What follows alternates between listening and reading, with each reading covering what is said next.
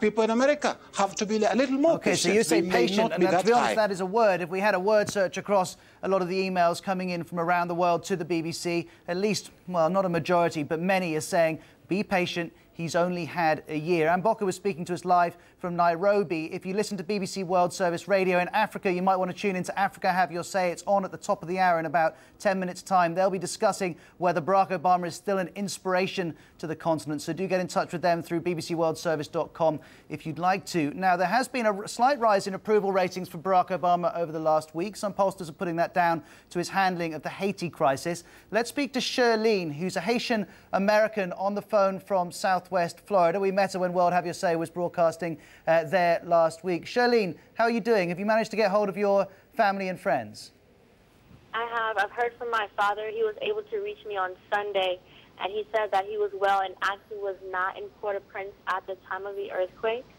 We did have a few family members there, but they were able to leave Port-au-Prince and get to La Tortue with just a few bruises and scratches, but nothing major.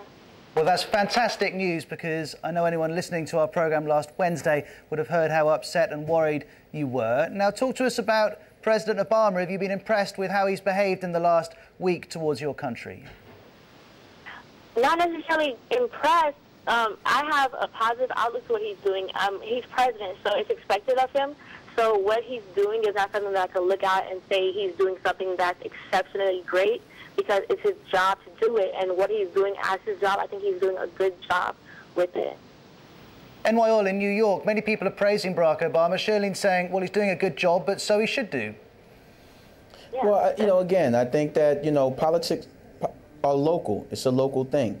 And at the end of the day, everything, you know, change is the responsibility of the individual person. The people must prove to the people that a better day is coming. And granted, you know, we do need the help of the U.S., we need the help of Cuba, we need the help of Venezuela, or the Dominican Republic, all the neighboring nations. China has stepped in. This is an international effort to help Haiti in this time of crisis. I mean, but you have to keep in mind that the inspiration that Barack Obama has fostered in the nation has done things like even created the Hip Hop for Haiti Foundation, which is having an event on its 30th of this month to help raise money for the Haiti relief through the Institute of the Black World, which is chaired by Ron Daniels. So there's a lot being done, and a lot of that is a result of leadership. And so we have to be thankful that we have the type of leadership that's inspiring a sector of the population that may have, prior to this, been very apathetic to the concerns of the world and to their own neighborhoods.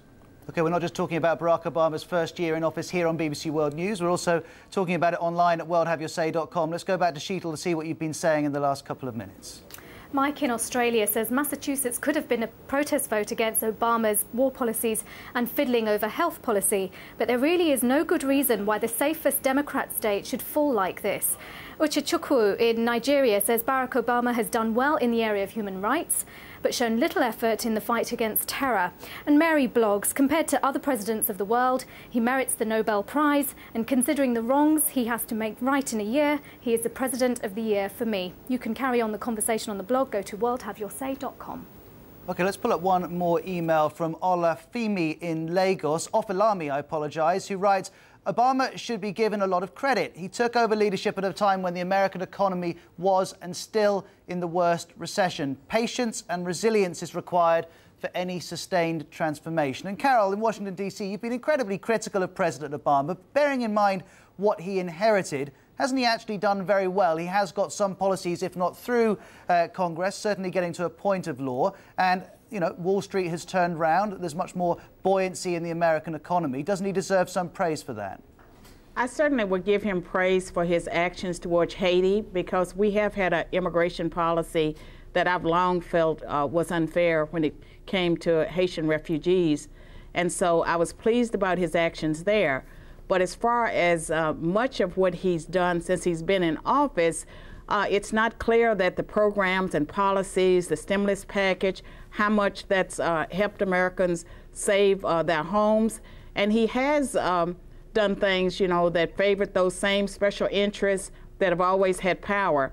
OK, well, let me just interrupt was willing to give him the benefit of... Carol, let me interrupt you, because you mentioned three things. You say the Wall Street help out. The Wall Street bailout has worked to some extent. Everyone can see that by the figures. But you doubt whether the stimulus package has worked, and you doubt if the atmosphere in Washington, D.C. and the way business is done has changed. Well, we've talked about the latter. NY Oil, come back to me on the stimulus package here. This is the $787 billion package designed to help Americans hold on to their homes and get jobs. And yet unemployment's gone from 7 to 10%.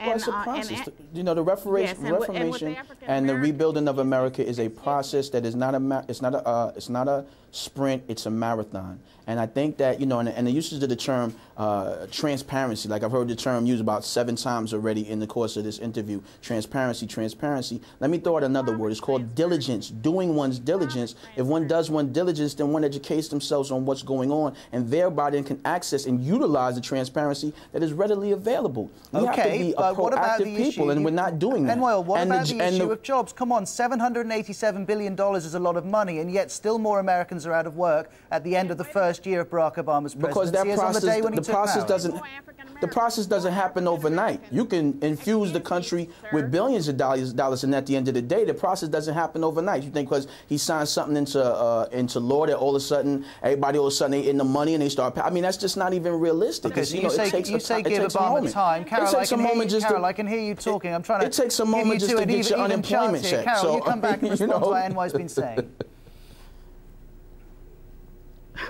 Carol, do you want to carry on? Yes, African Americans' unemployment rates rival those of the Great Depression, and much of that stimulus money have not gone into the areas of greatest need, and there are studies that show that. And the money, much of it goes towards the states and places that have supported Barack Obama. And I think that the reason he's not done so well is that he was inexperienced, that his inexperience has shown. And Bokar in Nairobi, is that too harsh? He's proved himself to be inexperienced. That's what John McCain said would happen. I think they're being too harsh to Barack Obama. Let's be practical here. The economy was in the pits. It was always going to take a while for it to recover. That's nothing to do with experience. He didn't put the economy there. Very experienced people did. And so I think we can't afford to be that harsh. We can't blame all that on him. I think Americans will find that when the economy is going through a hard time, everyone needs to tighten their belts. That is what we do in the third world, and that's what Americans did in the past. I think sometimes we get this impression that a lot of people, not just in the United States, but elsewhere in the world, think that some of these problems can be fixed overnight. I don't think they can. I think that when the bankers and the financial institutions did what they did, we all knew it would take a while. In fact, we were affected out here. Bokar, it just seems to me to come down to patience and how much we all have with him. Some people say he hasn't achieved everything, but, well, give him time, give him 4 years at least. Other people have run out of patience already. Clearly, some people in Massachusetts that applies to. I'm afraid our time is up on BBC World News. Many thanks to NY Oil in New York, Carol Swain in Washington, D.C., and Bokar Andere in Nairobi. I'll be on BBC Radio in 2 hours' time. Do join me if you can. You can listen at bbcworldservice.com. Speak to you soon. Goodbye.